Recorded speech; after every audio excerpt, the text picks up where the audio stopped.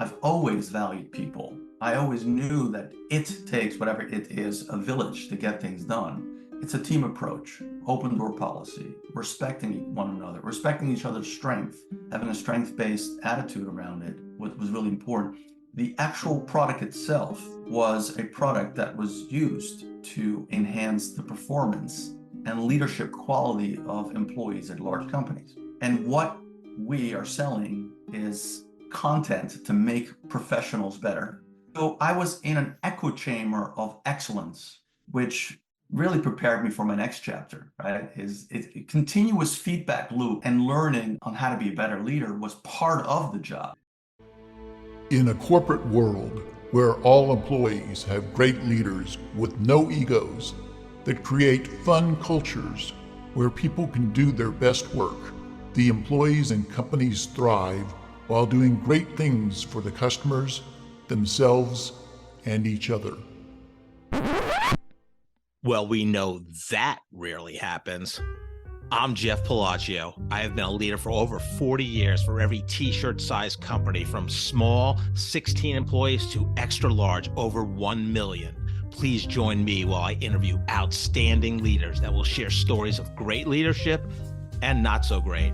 It will help you become a better leader while poking fun about all the crazy shit that happens in corporate America.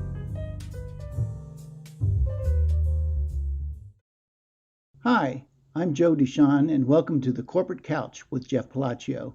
Today's episode is brought to you by Exec HQ, a C-suite fractional firm providing elite executives for your business.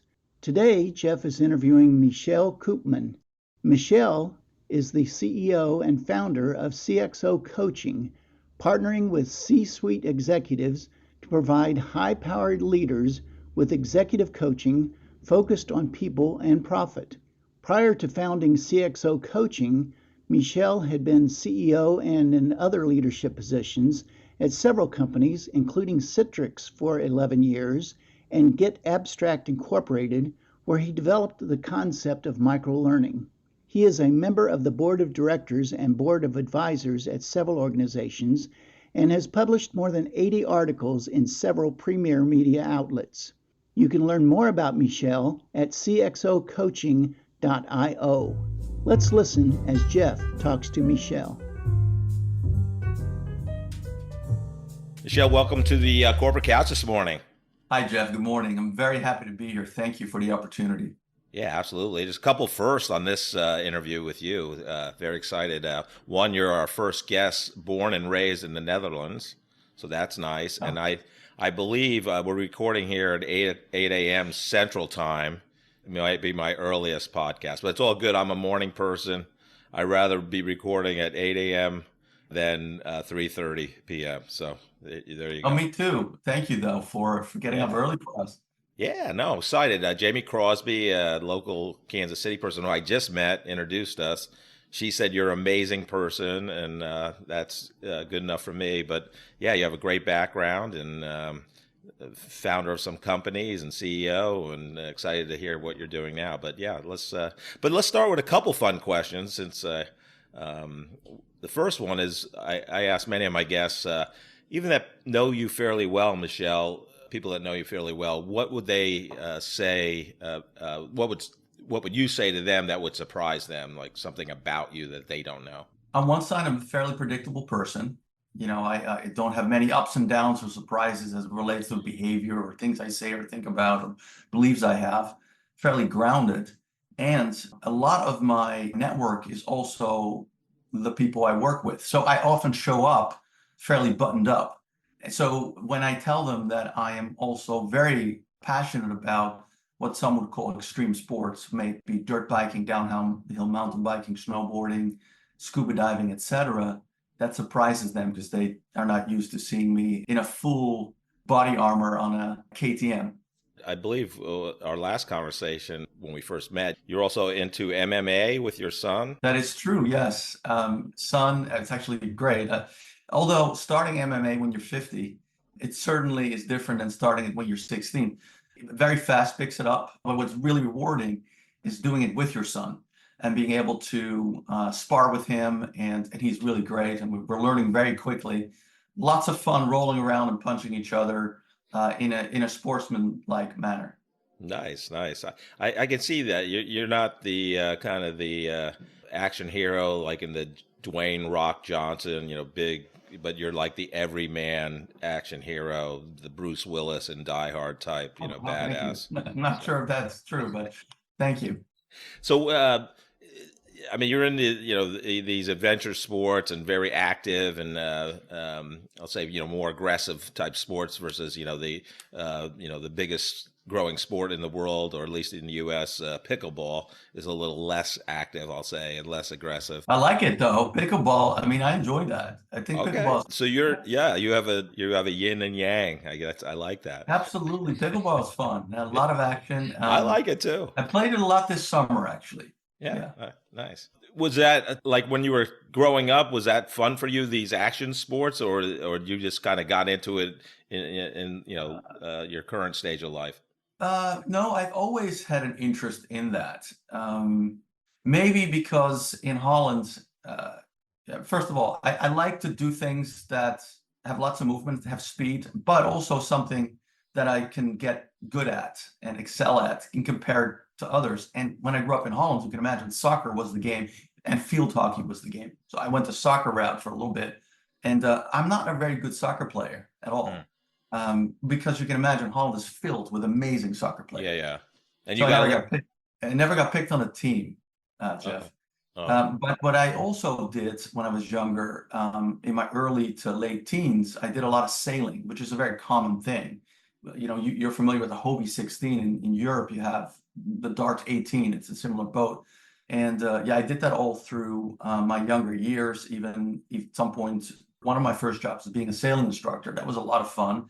So in the summers, we would be on the water, and in the winters, we would drive down to the European Alps and we would snowboard. So that was kind of part of the environment that I grew up in. It's yeah. common. Sounds very romantic to some Americans, and it is really cool. But it was part of living in Europe. I know in the States, I would say about half the people I've interviewed, over 100 people now, had aspirations growing up to be something when they became an adult. Did you have any of those aspirations, or you just enjoyed your childhood and figured it out later? I think a little bit of both. To be something, I think everybody wants to do something, give their life meaning, be proud of what they have accomplished. I always had that moment, the drive to compete with oneself and to set new heights in whatever it is you do. I call this kind of a business athlete mindset. The last name Koopman means merchant, it means salesman, it means tradesman. Literally translates that way from Dutch to English. My family came from that background. So I grew up around entrepreneurs that grew up in school hard knocks and post World War II. So I always was around business. So I don't know if it was a conscientious decision as much. It was just assumed I would do that. I would figure that out. And I knew that I would try and do that in a more formal manner, meaning go to school and get a job and then maybe become entrepreneurial versus what I saw in my family, because no one ever went to university prior to me. But to your point, I think my youth was a bit more innocent than maybe some of the younger folks today. They have more exposure to successful people. They watch that on social media. We didn't have any of that. So Right. yes, I was also more whimsical and more innocent in Sure. my younger days than maybe the youth is today, and maybe less intentional. Yeah, no, it's very interesting. Yeah, definitely was a different time. Previous generations growing up as it is, throughout history, right? We're recording here 5 days after the 2024 Paris Olympics has ended. Your country, the Netherlands, was sixth in the total gold medals, which is incredible for a country of like 18 million people. But what misconceptions, since you were born and raised in the Netherlands, that U.S. people have about people from the Netherlands? What's some of those?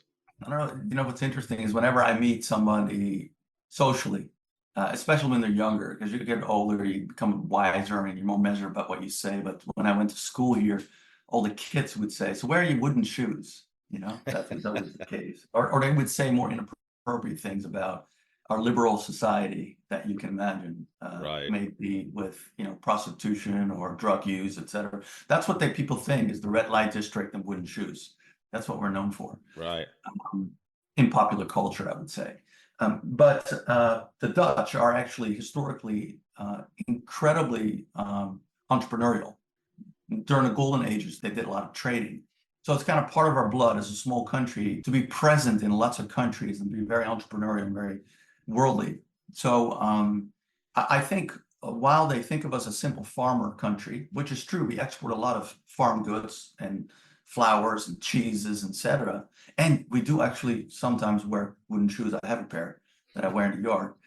We are incredibly entrepreneurial, and we were actually, to give you a case in point, in the top 10 of foreign investors in the United States, believe it or not. Wow. We're small but mighty, you might say. To place sixth in number of gold medals, more than one less than the host country France, and more than like Germany, Canada, and where my ancestors came from, Italy. What I mean, is it an athletic nation, or is that important? Yes, it is. And I'm going to make some assumptions. You're asking me questions that I may have not conscientiously thought about.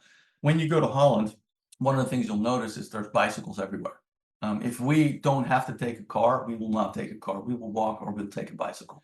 My mom would send me to school, to high school on my bicycle, whether it was sunny or it was hailing. It was just part of what you do. You go on your bicycle. Fairly healthy kitchen, meaning, it's meat and potatoes type stuff. Certainly a lot of that has changed. So we eat and live fairly healthy. We like being outside. We're, I believe, if not the tallest, one of the tallest people on average in the world, which also gives us an advantage in certain sports. Longer legs, Right. helps with speed. Fastest speed skaters in the world, for example, are from Holland. Yeah. So I think we're an athletic country. Yeah. We like being outside and being active. Yeah, it was interesting for me. Why I just love watching the Summer Olympics. It's so great. And but since I knew you and I were chatting, and we had our initial Zoom call, I don't know, about 3 weeks ago. I was, Netherlands was in my stream of consciousness, so I paid special attention to the events. There's some, women sprinters and long distance people that, I was noticing a lot more than if you and I hadn't met. So that was great. So it looked like you went to college in the States. What was kind of your decision-making process, being 18, 19-year-old and saying, hey, I'm going to the U.S. to go to college? Yeah, and it was always a dream of mine, without necessarily decision to go do it until something happened in my family environment. And I'll tell you about that. One of the things that we talked a lot about Holland. I want to tell you that I'm incredibly proud to be an American citizen. I became a citizen about a decade and a half ago, officially became a citizen after 21 years of going through that process. And that was a real proud moment for me. It was proud because I grew up in the 80s, and the 80s are pretty cool. It's the onset of certain kind of pop culture, music, television, movies, and a lot of that made it over to Europe. So watching Rambo on TV or Rocky, those, or any of the funny, Breakfast Club or any of those movies back in the days. Ferris Bueller, I like that American culture. I like watching that, including the music. There was a show called Top Pop, which I think eventually became MTV Europe, and so the music was there. The backdrop of that, on top of it, was that all my grandparents survived the Holocaust and were liberated by the American Army and their allied forces. So I also grew up with the thankfulness of the United States saving lives, and if it wasn't for those brave men and women, I wouldn't be here today. So when I was 19 and Dad left his family business under some duress, he had some challenges with his family, I was left thinking, okay, now what? I'm 19. I sort of could have gone into the family business, can't do that anymore. Mom and Dad and my sister moved to Central America, Caribbean, for a few years, and I wasn't going to go there. I decided perfect moment for me post high school to follow my dream. So I packed a backpack and applied, got into a school, and that was it. Moved to the States by myself at 19. Wow. Only looked forward, never looked back. Wow. That's pretty good long game thinking from being 19 and yeah. So what was your college experience like, and what did you have a initial major and changed it, or did you go through your college experience with the same major, which is unlike most people that I've interviewed? I think there's a fair amount of consistency, which might not be obvious when you look at my resume. But even in high school, I tend to choose whenever I could courses that align to business, whether it was math or accounting, et cetera. And in school as well, I applied to the business school. With a short semester at University of Miami, Florida, I immediately transferred to George Washington University in Washington, D.C. I loved my college experience. I'll get into this. On the academic side, I applied to the business school, and I had my major was marketing initially. I kept it. I followed through on that. Towards about the end of that, I realized that I didn't feel I learned enough skills that I valued in a marketing degree at that time. Now, mind you, that was mid 90s, 93 to 96 or something like that. Marketing in those days were, the marketing piece, promotion, prize placement, et cetera, was cool. If you'd study it today, it'll be a lot more sophisticated and more difficult because there's a lot of technical skills you need to learn that have to do with performance marketing and the internet, et cetera. The internet was just starting around those days. So I wanted to learn more of a skill, and so I added a double major of finance, which was awesome. I always tell people, business acumen is so important in business, and being able to read a profit and loss statement and balance sheet and understanding what determines the value of the company allows you to do all the other functions really well because the levers around creating value. So I added that, and that's what I graduated with. I love DC. I loved my experience. I love the friends I made, the experience I had. Yeah, it was a great decision. Yeah, and the great professor at Northwestern University, Philip Kotler, before marketing got much more advanced and complex, said marketing takes a day to learn and a lifetime to master. So you were smart in getting both the finance and marketing emphasis, so you to understand kind of the ROI part of marketing, I think, which is, I don't think, well, today it's taught a lot, but I think back then in the 80s and 90s in colleges, it wasn't as prominent. It was more that 5P emphasis, like you talked about. What was your first job out of college, Michel, and how'd you get it? I'm hesitating because the definition of job is usually when you get paid for it. I did a lot of things for free in college and some stuff under the table because I didn't have a working permit. But you still need to get experience. So in college, I worked for as an intern at Morgan Stanley, learned a lot. And then in the last summer before I graduated, I was able to go and do a paying job over in Hong Kong in 1996, right before the changeover from England to China, because it was a European corporation that could employ me because I had only at that time a European passport. And I was marketing brand manager, believe it or not, for some alcohol spirits. That was really cool. When I graduated 9 months later, my first full-time job was in the enterprise software world in Reston, Virginia, for a company called BAN, spelled BAAN, which was at the time one of the leading enterprise resource planning software companies. You didn't really say it, but it is on your LinkedIn. It was, I think it's pronounced Diageo.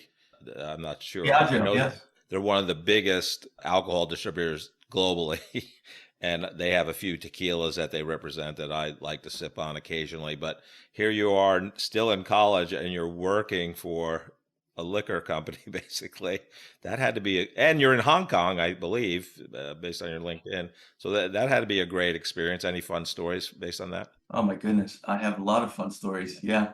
First of all, you gotta understand that when, still today, probably, Hong Kong is among the top most expensive cities in the world. And here I was in Hong Kong without money. It was a paid internship, but not the kind of pay that you can rent an apartment for in Hong Kong for this for that period there. So I made things work though, and there's lots of stories around that. Where did I end up crashing? Those are fun stories. There's some cool lessons there when you market and sell alcohol, and it included Smirnoff, Jose Cuervo, Laurent Perrier Champagne, cool brands that I was supporting the team to market, and they would send me out and entertain or meet with prospective or existing customers. And you can imagine those range anywhere in those days from the not so savory places in Wan Chai, some people will understand what I'm talking about, all the way to Michelin star restaurants and five-star hotels. My dad used to travel a lot to China in the early days. So I asked him some advice, and he says, it's really important for you to not lose face. Lose face means insult the Chinese counterpart, the businessman or usually man that you're meeting with. I knew that when they wanted to have a drink with me, that I would have to have that drink because that's part of not losing face. But that caught up to me. A few weeks in it, I was drunk the entire time. I have to meet them in the morning, the afternoon, and the evening. Oh, man. And I would hide it well because I'm a Dutchman. One thing you should know about the Dutch, they can drink. And they can Okay, that's good to know. And they can hold their liquor. We might have two livers. I don't know if that's possible, but we might. So I called my dad and said, Dad, I don't know what to do. I mean, I got to stop drinking, but I don't want to lose face. He says, well, son, let me give you some advice. There's three reasons why you can tell very politely to your Chinese business associates that you can't drink. One is a thing that is more important than losing face is family. That has nothing to do with this, he says. Okay, all right, what else you got? He says, the other thing is health. If you explain to them that because of health reasons, you cannot drink, they will respect it so much because health is more important than pride. Okay, so that's what he learned when he was there. I tried it, so I lied, and I was able to measure my alcohol intake quite a bit and function the next morning better. There you go. I mean, at least for me and my college friends, that would have been the ideal job we could ever have. It was, but waking up in a taxi, it's not sustainable. Oh man, I might title the episode "Waking Up in a Taxi." You got it.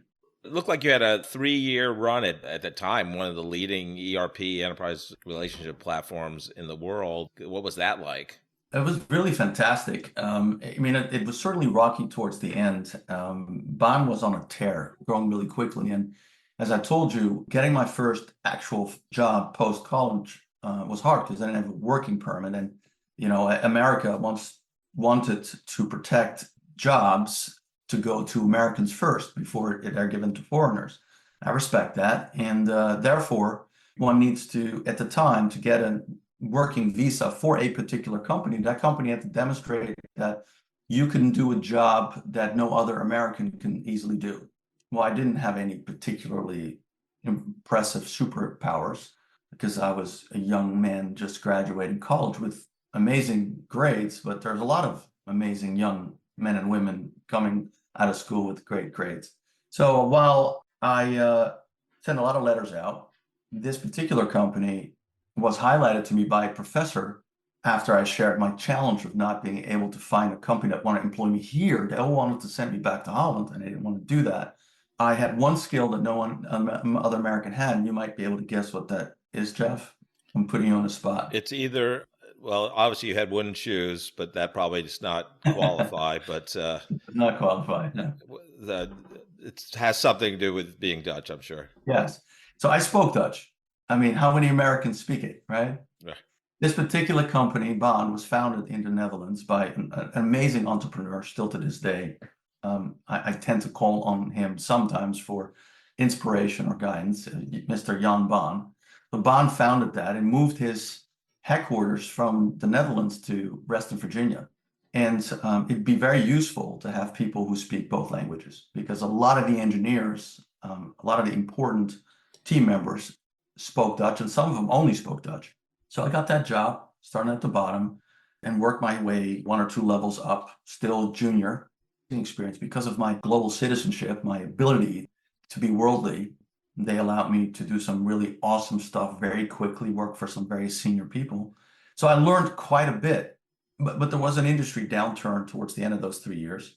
And at the same time, I was being recruited away, so I left. I left having learned quite a lot of cool things and making amazing connections, and ended up leaving and being recruited down to Florida. And that was with Citrix? Yes. Yeah.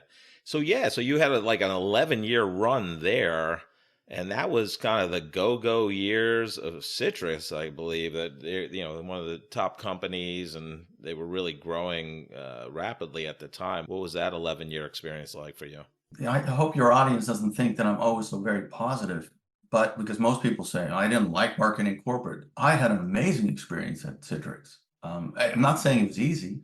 And yes, you could argue that those were the heyday of Citrix. I was employee number 667, and they're in the tens of thousands, or at least the employee numbers are, right? Wow. So it was early, it was a couple $100 million, and we ended up growing while I was there to over 3 billion. So it was amazing. And at the same time, I'd say that there were sort of 3 chapters: the euphoric days of the stock going over $100 down from the single digits, and then the middle third where it went back down to the single digits, and then the last third where it was more normal. But in all, the culture that the founder, Ed Iacobucci, and the next CEO, Mark Templeton, built and sustained was one of a family feel. We worked incredibly hard, got results, and allowed for fun and play as well. The politics were minimal compared to other companies that I have had the pleasure of working with or for. When you got results, you got more responsibility, got to do amazing things. Firsts that I'm still proud of today, with incredible people that I'm still connected with. Yeah. And it was very rewarding too. Like you said, those were the heydays, and you were able to earn stock options. And if the company did well, you did well. And the company did well at times. Today's podcast is brought to you by Exec HQ, a C-suite fractional firm providing elite executives for your business. If you're having challenges taking your business to the next level, if you want to augment your leadership team, or prepare your company for increased growth, profitability, and an eventual successful exit, we have seasoned executives from every C-suite position ensuring a perfect fit for your needs and the dynamics of your industry. You will work with senior leaders who like to roll up their sleeves while checking their egos at the door. They can help your business in specific services such as strategic planning, executive leadership coaching, financial management, corporate governance, marketing, sales management, and many other advisory solutions vital to your business success. That's exechq.com. To learn more, go to exechq.com or email Jeff Palacio at jeff.palacio@exechq.com. So what was the impetus for you kind of after, 11-year run is phenomenal, first of all, but, because then you kind of, looks like get your first CEO position from Citrix. So explain that transition. About a year before I left Citrix, I had already started to feel a bit that I was getting a bit complacent and or bored at times, great at what I did, loved the people, and I was ready for some change, something else, something different. I was not exactly sure what that was, but maybe being more entrepreneurial, less constrained by that what had become a large company. At the same time, in that 10th year, I was 34. I had a major health scare. I had open heart surgery, and that sort of anchored this notion of, hey, if you want to do something else, go and do it. So after that, I actually shared that with the seniors at Citrix saying, listen, I think I'm going to be here for another year. And then I'm going to most likely leave and do something else. They were incredibly supportive. It was an amazing last year. In fact, during that last year, we built partnerships and go-to-market models that were firsts in its history. Largest single license enterprise deal in the history of Citrix we closed. I did say I was going to leave, and I did. December 31st of that last year, I was there, I was gone, and then I had an opportunity to partner with, be invited into Get Abstract as CEO by their founders. So I went from a $3 billion company to a single-digit $1 million company, and it was a whole new challenge. And I thrive on new challenges and change. Yeah, $3 billion company, Fortune, whatever at that time, 100, 150, whatever it was. You were one of the leading ERP providers in the world. You go to Citrix, grow it to 3 billion from 100 million. What was the big aha going, oh, now this is different. I didn't expect this. What was this for you? People always say corporate. A lot of people say it's corporate. When you get to a size of 3 billion, you've done a lot of things right. I mean, you are excellent. A lot of things look great. And so the first aha was, oh my goodness, even some of the things that I didn't appreciate of corporate, they had it right.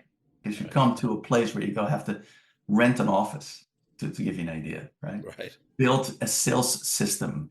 So that was one aha moment. It's like, my goodness, some of these things that I took for granted, those best practices, those standard operating procedures, those systems are remarkable. How do I take those and make those applicable into an entrepreneurial environment?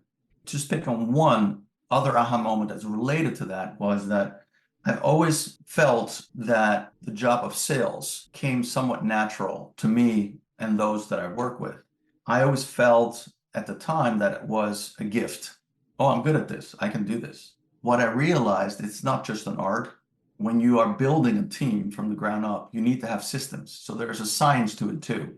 We spent quite a bit of time building the sales process and all the associated steps and tools and toll gates and check marks and subject matter expertise that needs to be injected along the way of that sales cycle. So I started realizing that the engineering part of building a repeatable commercial strategy and execution thereof was more important than I initially thought it was, because I thought it was mostly artistic.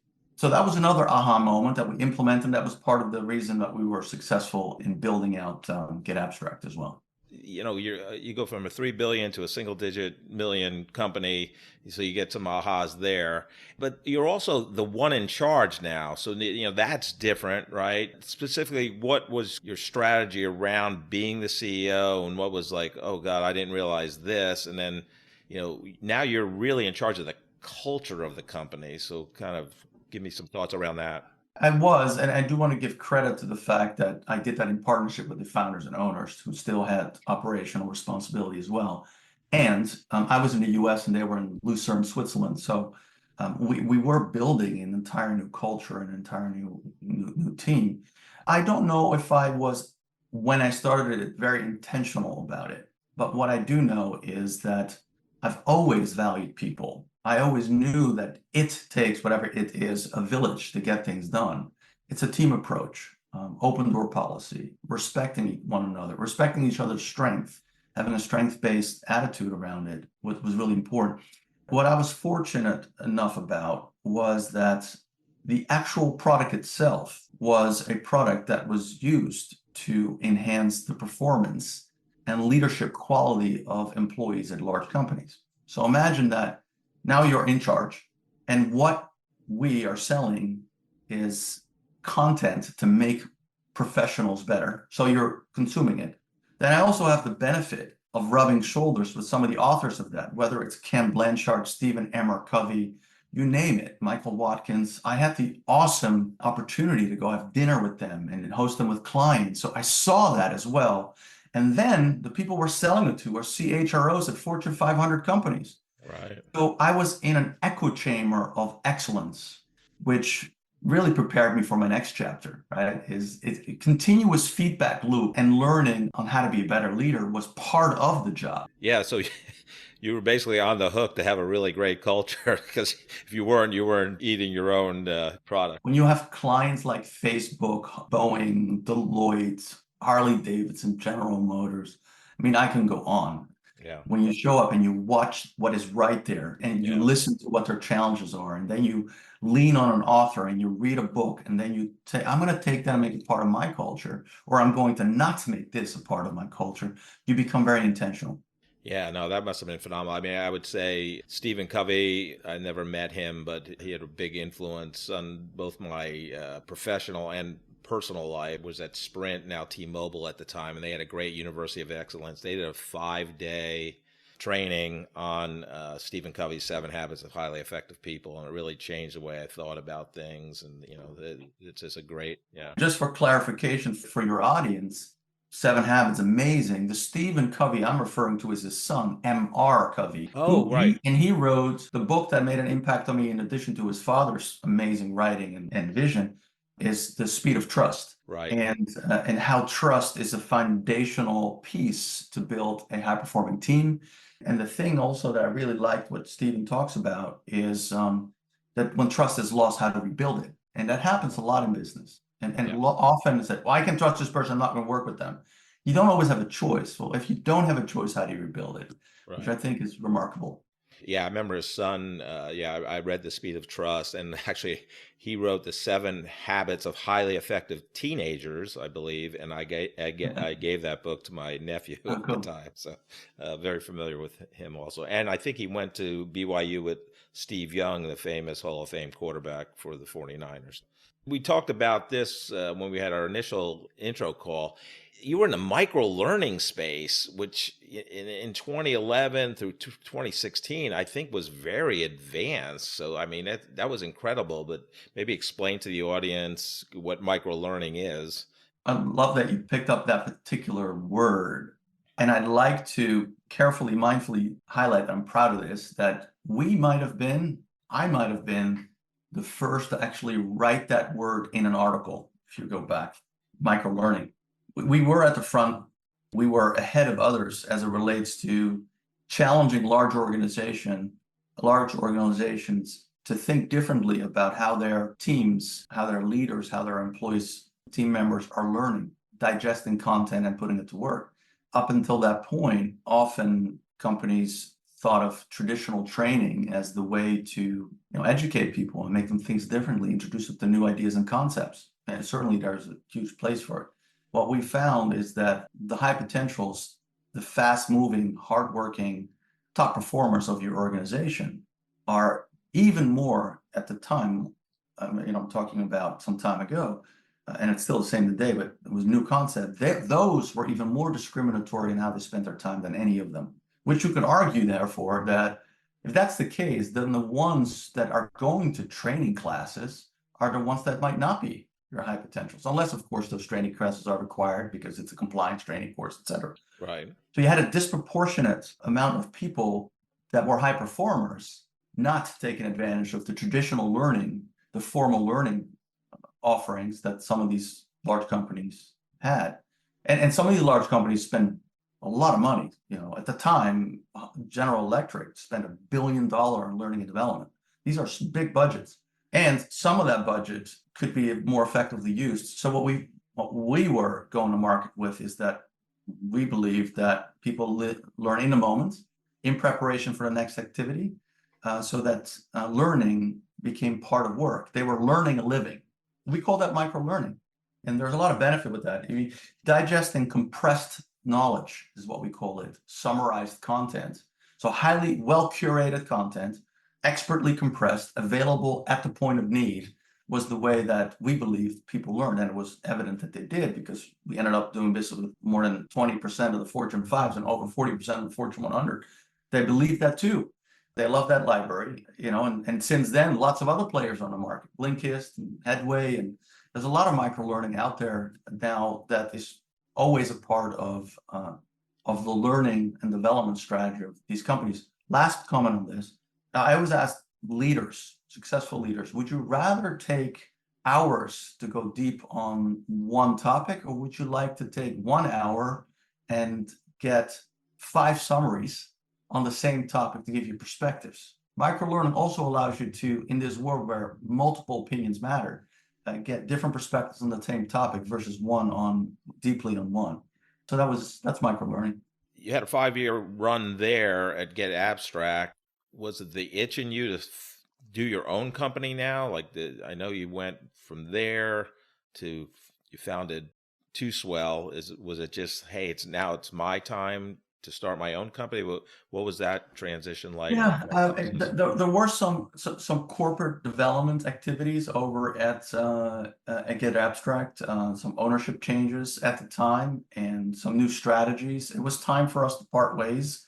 Did that in a very positive manner, and so I left, and I was going to take some time off. But when I did, one of my dear friends, who I shared a board seat with at the Make-A-Wish Foundation of Southern Florida, said, "Michel, I saw what you did over at Get Abstract, saw what you did at Citrix. Could you help me take my company from this level to the next level? I need some advice." I said, "I would love to." And it was a wholesale distribution closeout business, very different industry. And still, though, there are some common best practices that this entrepreneurial founder was lacking. And in partnership with him for 3 months or so, we did a project and we turned some things around, and he saw his business thrive. And I did that through Too Swell, not knowing that that would lead to the next 30 CEOs that I was able to advise that way. And halfway through that, a DBA was born called CXO Coaching, which is the entity I spend the great majority of my time on now. So we turned from growth advisory into executive development and executive coaching. And we work with not just entrepreneurial companies where the CEO needs our advice, but we actually work with really large brands, and a team of over 20 remarkable former operators turned coaches who help develop these leaders at these large companies like Burger King, Freeman, etc. So it is a kind of a top of the house executive coaching, C-suite type of people? We do a lot of C-suite. I would say, though, that it isn't limited to that. And it depends. Different companies carry different titles. Usually it's senior director, VP and above, C-suite down. But we have done group sessions. We also do some more traditional training and HR advisory. We tend to not focus on first-line managers, et cetera. There's other vendors that do that kind of. So, Michel, I love the leadership development space. I'm a lifelong learner. I think you have to be to really, further your own personal development. If you're a leader, it helps you be a better leader. It helps your team, and putting emphasis on not only your own personal development, but your team's in terms of the direction they want to go career-wise. What are you seeing in that space? I mean, I love that you're in it. Is it a common issue that you see the most in terms of what that person needs or lacks? If there is a commonality, is that everyone needs help. The kind of help they need, the kind of encouragement and support they need might be different. The way that we like to think about executive coaching, leadership coaching, we like to think of it as business athleticism. A leader at these companies is a business athlete and everything that comes along with that. So the concept is that top basketball player needs a coach as well. The first thing a great leader realizes is it's good to have a sounding board. It's good to have someone to run things by. It's good for them to help me see the things I don't see, to highlight the things I need to do better, to highlight the things I should stop doing, to encourage me to start doing the things I'm not doing, and call out the right place, or at least run them by them. Furthermore, an athlete wants to compete with themselves to be better every day. They want to compete with the competition to outplay them. They want to play with their colleagues, with their teammates to win for the stakeholders, whether it's the shareholders or the town or the country you represent at the Olympics. There's a lot of commonalities to it. And I'm coming from a place of positivity. Sometimes executive coaching could be interpreted as something that is negative, something that's broken. Am I broken? No, you're not broken. You're a business athlete. You're getting a coach. And in our case, you're getting coaches who have been and continue to be successful operators that sat in that seat and are servant in nature and are driven by maximizing the success of others and follow our methodology and our tools, etc. So they're highly qualified to be that sounding board and be that guide. So that is maybe not a direct answer to what the commonality is, but that's the ethos. You've used the term business athlete or business athleticism several times during our conversation. I love it. I think it's a great analogy. I had never heard it before. So you might have, both micro learning and business athlete is kind of, in terms of maybe you created the lingo, possibly. So that's great. I love to think that, but it's almost impossible to come up with anything original these days. I'll tell you something. I always say I borrow great ideas from lots of amazing people. When I get to sit down and when my team gets to sit down with people that we coach, most often, if you look at what they've achieved in their career, they might be considered more successful than we are. They are remarkable individuals. If you look at some of the incredible reference and quotes we've received, you'll see that these are presidents of brands that everybody recognizes. But we get to use the lessons from these sessions with others. I had a remarkable conversation with the president of a Fortune 100 company just yesterday. And that gentleman's business is affected by the economic environment being a bit challenging. And we talked about the importance of being steadfast and positive to keep the culture thriving. That conversation, which we both contributed to and have helped him think about what his next staff meeting would be like, is something that I can take to the next coaching conversation. Yeah, that kind of leads into you've written over like 80 articles, Fast Company, New York Times, Forbes.com. I'm not sure the exact title of the article. It said, "I'm not rude, I'm Dutch," or something like that. And you kind of brought in the Ted Lasso second season episode. So talk a little bit about, was that always something you wanted to do, be kind of a published, not that it's a book, but, published writer? Yeah, I mean, not always. There was a point in my career earlier on, first half, where I thought, hey, some of these are my ideas. I better keep them close to my vest. These are mine. I don't want to give it out to anyone. And then maturity kicks in and you realize, well, I have to be a giver. First of all, I have to share. And when I share these ideas, they're helpful to everyone. There's goodness in that. And if they really need help, they will work with me and us and the company to implement them. So I started writing and sharing my ideas. I also have been told a number of times by people, and I get told this quite often, why don't you write a book? Truth is, I'm a micro learner. I cannot imagine me writing a book, but I can imagine me writing many articles that summarize a topic. So take those articles, maybe someone can turn it into a book.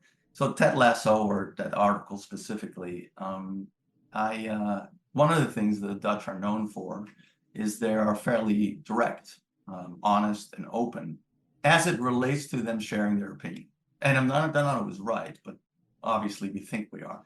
We share our opinions fairly directly and sometimes rudely.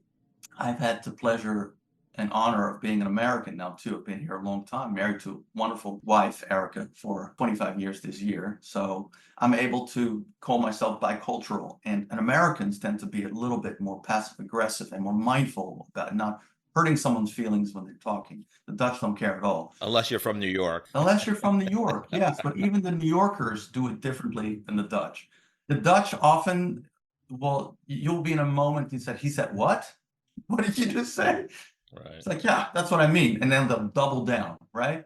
Yeah. So Ted Lasso has an episode where one of the players, it's actually kind of a secondary player, going to be actors in the locker room, and someone criticizes another player, and the Dutchman says, yeah, you kind of suck.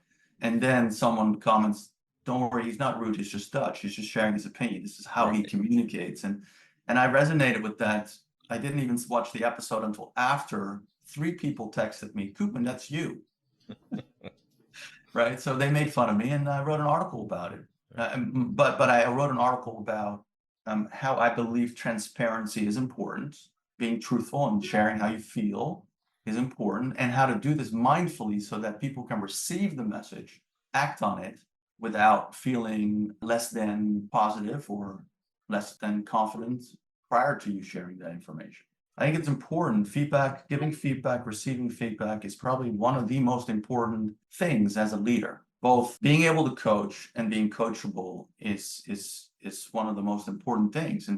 And being transparent and direct mindfully, carefully, is with the emphasis on care, is important. I love to have people like yourself, great leaders, give some wisdom to two groups of people, and I think you're going to have a unique perspective for this first group. But it's that recent college graduate that now is going to go out to their career, and start their professional journey post college. And you'll have a different perspective because you were not an American citizen, graduating college. What advice would you have them as they go out and find that first job and, start their career? Young generations, and I'm not even talking about the latest generation. I don't want to play this game as like this generation versus that generation. When you come out of college, when you're young, you tend to think me, right? You're thinking about what am I going to do next? Who is going to hire me? How much am I going to get paid? What city I'm going to move to? It's sort of the way we think at that time, because you haven't had a chance to be inside of a company and think about what does the company need? What role are they trying to fill? What value does that role deliver? Mindset around thinking about how you are a solution to the problem that this company is trying to solve is really, really important.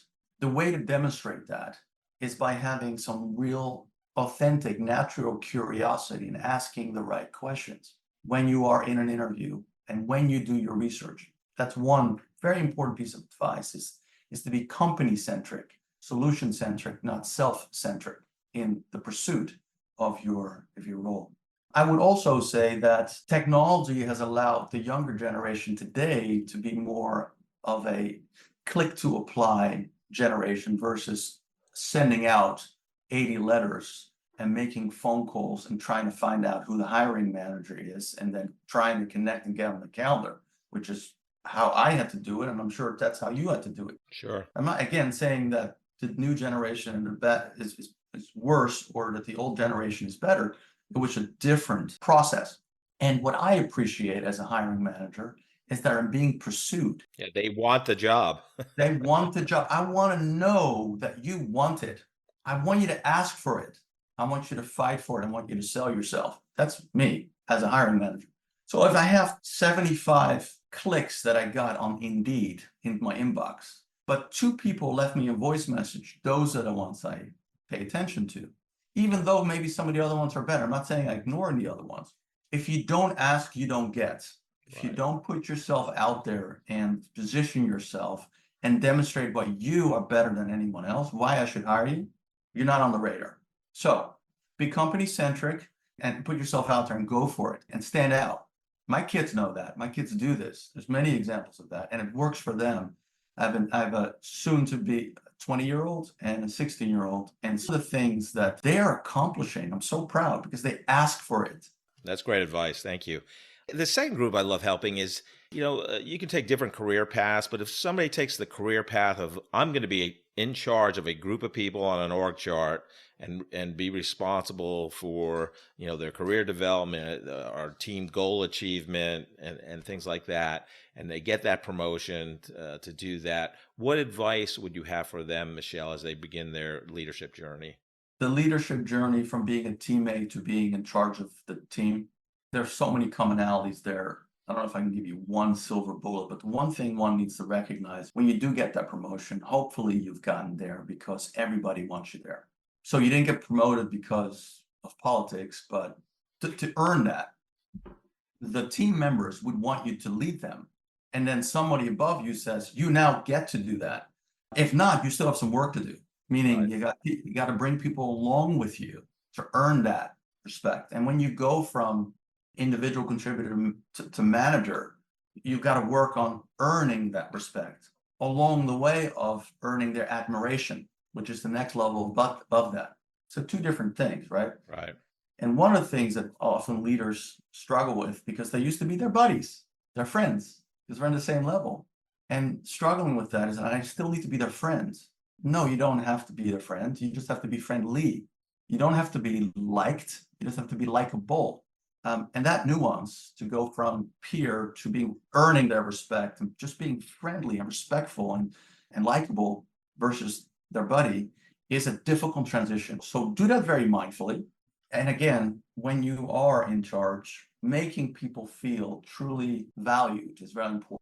There's many books on it. One of them I like, The Secret of Employee Engagement by Patrick Lencioni. People want to feel relevant, they want to feel valued, and they want to feel heard. Make sure that you do that. Great advice. And I want to thank you, Michel, for coming on the Corporate Couch this morning. I love your career. I love the CXO coaching. It was an honor to have you on the Corporate Couch. Thank you. Jeff, it was an honor to be on. I also want to thank Jamie Crosby for connecting us. I cannot imagine having many more conversations, you and me. Yeah. Thank you for having me. It was really fun, and I hope that my story inspires and teaches, and open to anyone that want to reach out to me. I love that we interviewed our first Dutchman, Michel Koopman.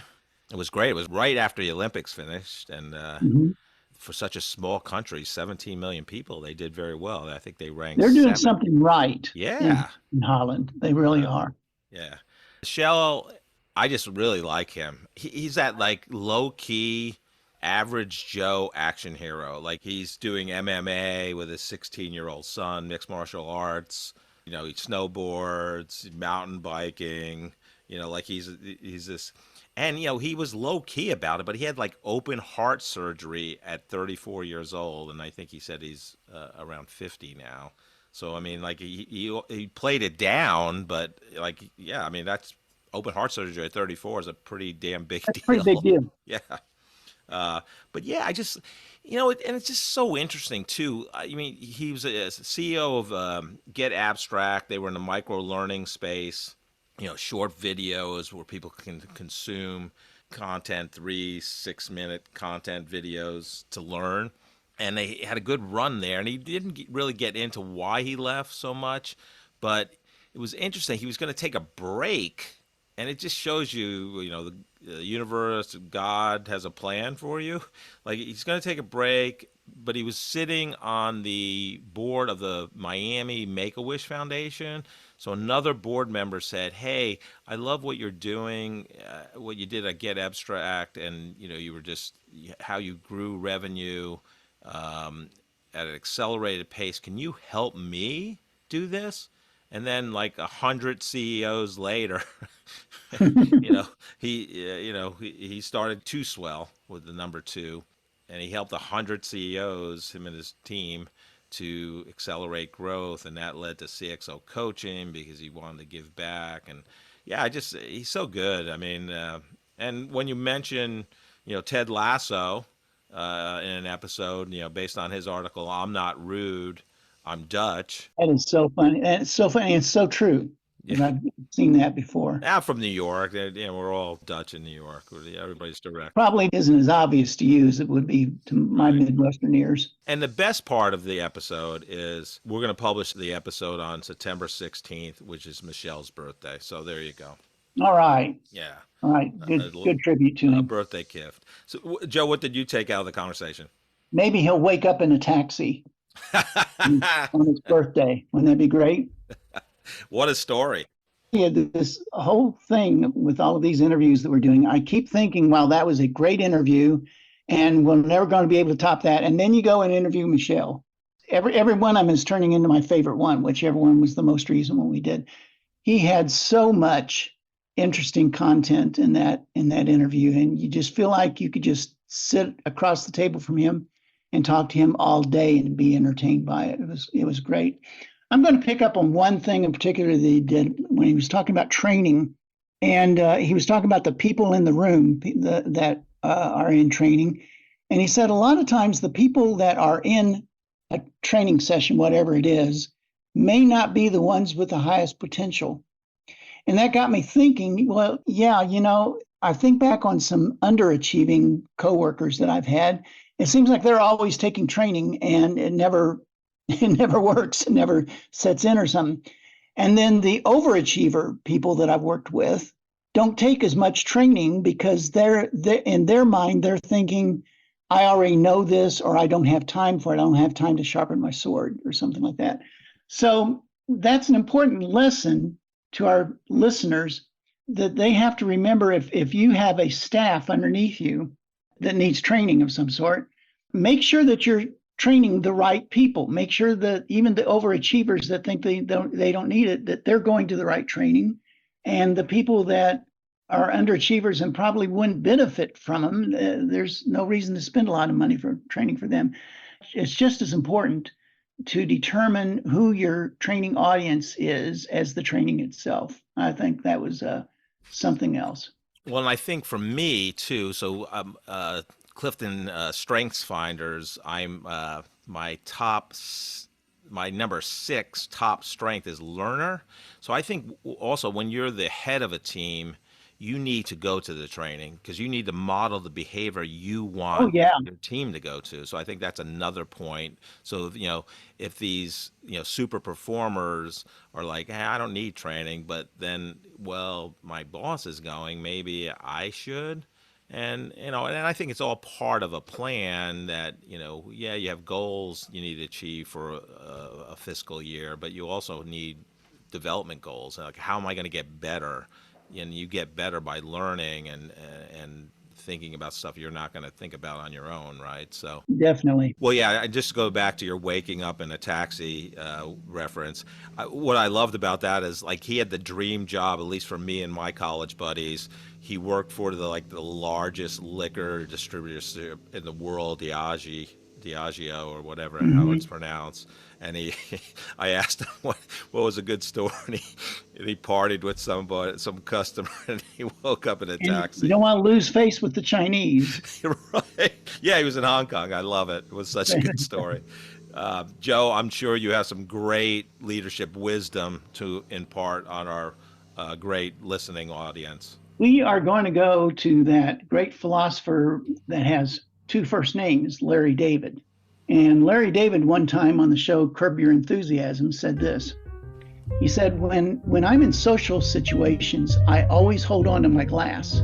It makes me feel comfortable and secure, and then I don't have to shake any hands.